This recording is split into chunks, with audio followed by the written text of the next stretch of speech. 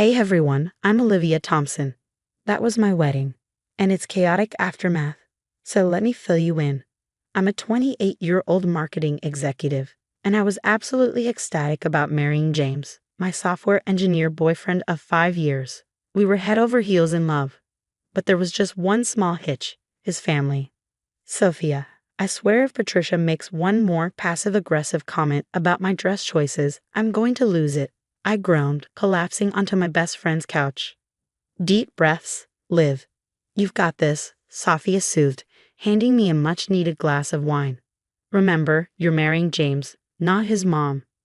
I know, I sighed, taking a big gulp. It's just Patricia and Rachel are so possessive of James. It's like they can't stand the idea of another woman in his life. Have you talked to James about it? Yeah, but he just brushes it off, saying they're excited about the wedding. I don't think he realizes how weird they're being. I've been doing my best to involve Patricia and Rachel in the planning, hoping it might help us bond. But every little decision turned into a battle. One afternoon, I asked Patricia about centerpieces, showing her a few options I'd been thinking about. Oh, sweetie, those are quaint, she said, barely glancing at them. But don't worry, Rachel and I have some ideas that are much more suitable. I bit my tongue, reminding myself to pick my battles. But as the weeks passed, their behavior only got stranger. One day, I overheard them whispering in the kitchen. Are you sure about this, Mom? Rachel asked. Absolutely, it'll be perfect. James will love it, Patricia replied. When I stepped into the room, they clammed up instantly. Oh, Olivia, we were just discussing cake flavors, Patricia said, her smile too tight. I nodded, pretending to believe her. Later that night, I vented to James. Babe, I think your mom and sister are planning something. They're being so secretive. James just laughed it off. They're probably just planning a surprise for us. You know how they are. I wish I could share his optimism, but I couldn't shake the feeling that something was off. As the wedding day approached, it only got worse. Patricia and Rachel started canceling our planning meetings at the last minute, always with vague excuses. Sorry, dear, something came up. But don't worry, we've got everything under control, Patricia would say in that overly sweet voice that made me want to scream. I tried to stay focused on the excitement of marrying James, but a sense of dread kept gnawing at me. Something was definitely brewing. The night before the wedding, Sophie stayed over for some much-needed girl time.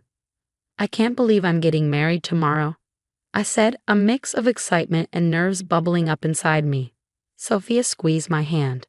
You and James are perfect together. Try not to let his family's drama get to you, okay? You're right, tomorrow is about me and James. Nothing else matters. I nodded, determined to stay positive. As I drifted off to sleep, I hoped whatever Patricia and Rachel were plotting wouldn't ruin our special day. Little did I know, I was in for the shock of my life. But that's a story for another time.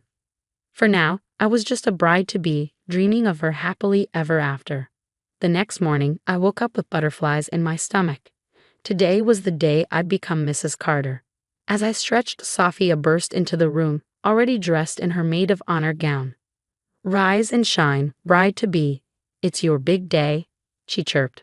I couldn't help but grin. I can't believe it's finally here, Soph.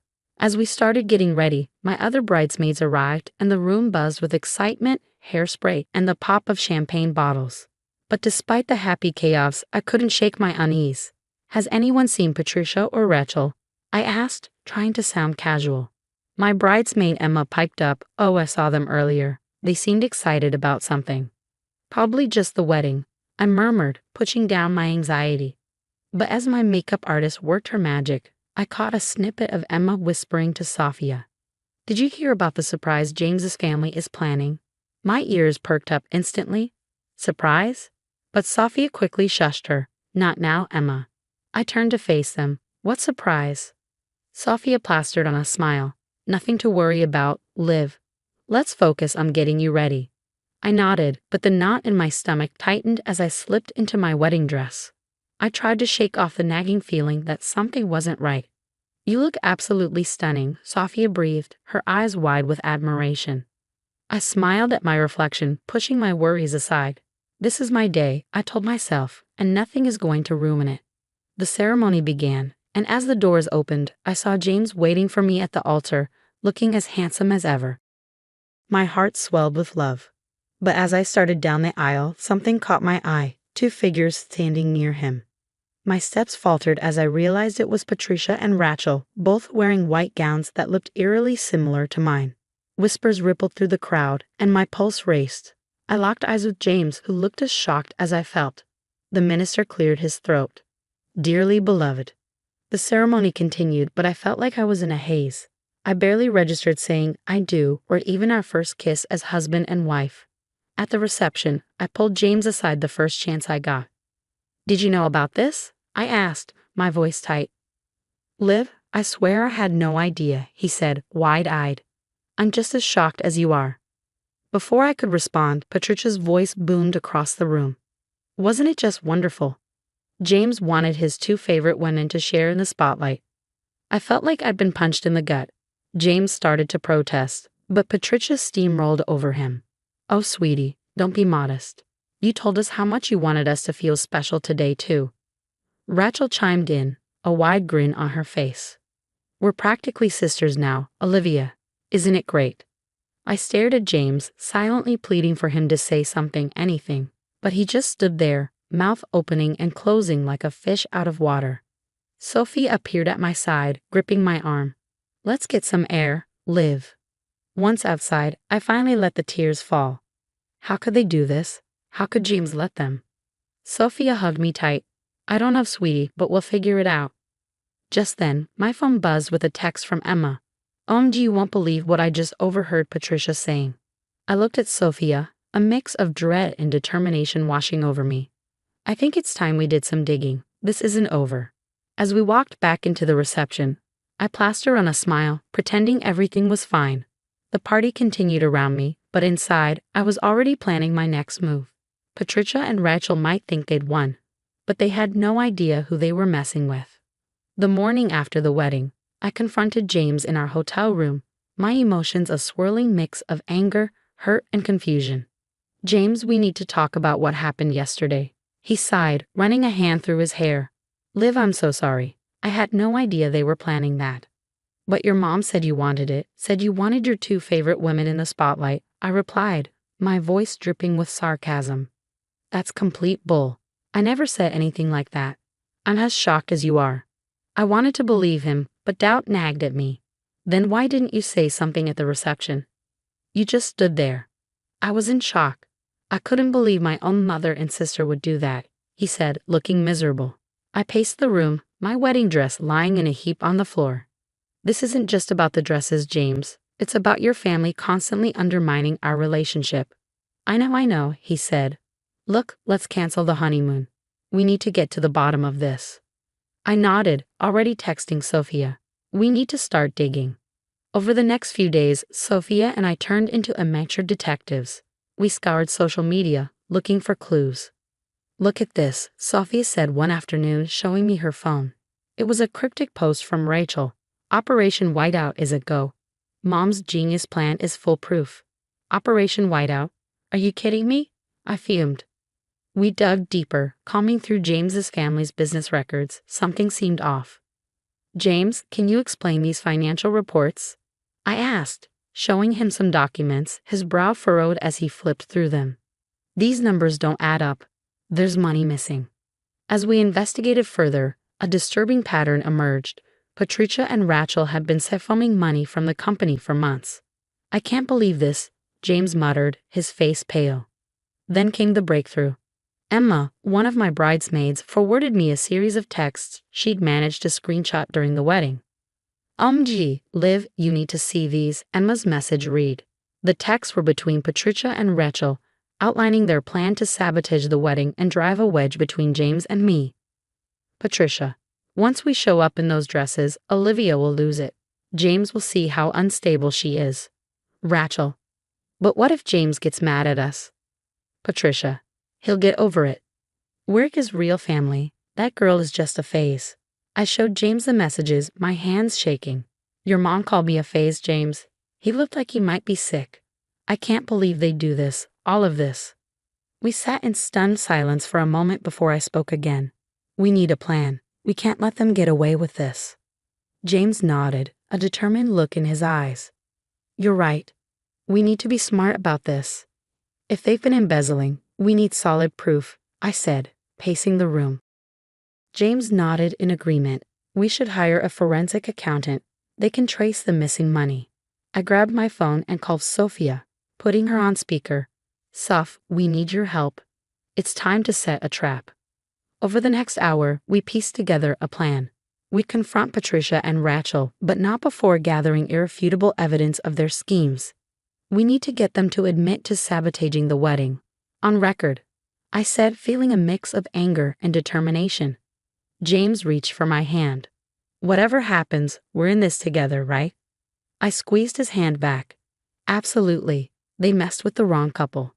As night fell, we finalized every detail. Tomorrow, we'd start gathering the evidence. Patricia and Rachel were about to learn that their actions had consequences, and I was ready to fight for my marriage no matter what it took. The day of the confrontation arrived, and my stomach churned with anxiety. James and I walked into his family's home, a folder full of evidence tucked under my arm. Mom, Rachel, we need to talk, James said, his voice steady but firm. Patricia flashed a sweet smile. Of course, darling. What's this about? I laid the financial records on the coffee table. Let's start with the missing money from the company. Rachel's face turned pale, but Patricia scoffed. I don't know what you're talking about. Without a word, James pulled out his phone and hit play, letting the recording of their conversation about sabotaging the wedding echo through the room. Patricia's eyes widened in shock. You little sneak. She spat at me, her tone venomous. James, are you really going to let her treat your mother this way? James didn't waver. No, Mom, this ends now. We know everything. Suddenly, Rachel broke down, tears streaming down her face. It was all Mom's idea. She made me do it. Patricia gasped in disbelief. Rachel, how dare you? The room exploded into chaos, with Patricia and Rachel turning on each other, hurling accusations like daggers. James and I stood there, watching in disbelief as years of manipulation unraveled before our eyes. Finally, James spoke, his voice thick with emotion. I can't do this anymore. You're both out of my life. We left that day with heavy hearts but clear minds, determined to move forward. A fresh start was waiting for us in Seattle. Over the next few months, I threw myself into my career, eventually launching my own marketing firm. James focused on healing and reconnecting with his father, who had long been overshadowed by Patricia's domineering personality. One sunny afternoon, James burst into our apartment, waving his phone in the air. Liv, you won't believe this. He showed me the news. The family business had collapsed due to the embezzlement scandal, and Patricia and Rachel were facing serious legal consequences. I hugged James tightly. Are you okay? He nodded, a mix of relief and sadness in his eyes. Yeah, I think I am. As our first anniversary approached, we decided to renew our vows. The wedding we should have had from the start. Surrounded by true friends and supportive family, we stood under a floral arch in our backyard. I gazed into James's eyes, feeling overwhelmed by how far we'd come. This past year has been a roller coaster, but I wouldn't change a thing. It showed us how strong we are together. James squeezed my hands, smiling warmly. I love you, Liv. Thank you for fighting for us. Later, as we danced under the stars, I spotted Sophia chatting with James's dad. She gave me a thumbs up, and I couldn't help but smile. We'd been through hell, but we had come out stronger. Resting my head on James's shoulder, I knew that whatever life threw at us next, we'd face it together, free of toxicity, stronger than ever. The story of Olivia and James has come to an end, but now I want to ask you, if you were in Olivia's shoes, would you have forgiven Patricia and Rachel, or do you agree with the decision to cut ties completely? Have you ever had to choose between forgiveness and protecting yourself from toxic family members? Share your thoughts in the comments below. Your experiences and opinions could help others facing similar situations. If you enjoyed this story and want to hear more like it, don't forget to hit the like button and subscribe to our channel. Your support helps us continue sharing these compelling stories of triumph over adversity. Thanks for watching, and we'll see you in the next video.